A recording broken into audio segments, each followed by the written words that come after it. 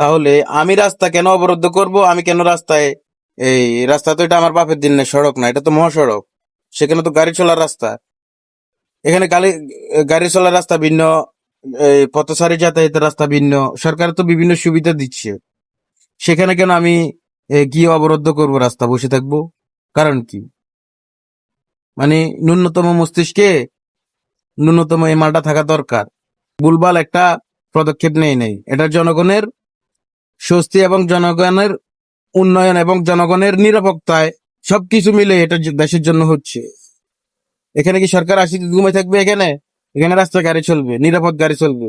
আমরা না নিরাপদ সড়ক চাইছিলাম? সেই নিরাপদ সড়ক চাইতে গিয়ে আজকে আমাদেরকে এই অবৈধ দখলকারীদেরকে উচ্ছেদ করার প্রয়োজন পড়ে গেছে। কারণ একদিকে আমরা চাচ্ছি নিরাপদ মহাসড়ক, একদিকে সরকারের মহাসড়কের অনিয়মের কারণে অনেকগুলা প্রাণ চলে যায়। এগুলার হিসাব আজ পর্যন্ত সরকার আমাদেরকে দিতে পারে নাই। একই ইউটনে বারবার দুর্ঘটনা হওয়ার কারণ সরকার বাইর করতে পারে নাই, সেই বিষয়ে কোনো উদ্যোগ নিতে পারে নাই। এটা সরকারের ব্যর্থতা। সুতরাং যারা হকারি করেন, যারা দোকান করেন, ব্যবসা করেন, সরকার আপনাকে বলে নাই যে আপনি ব্যবসা করতে পারবেন না।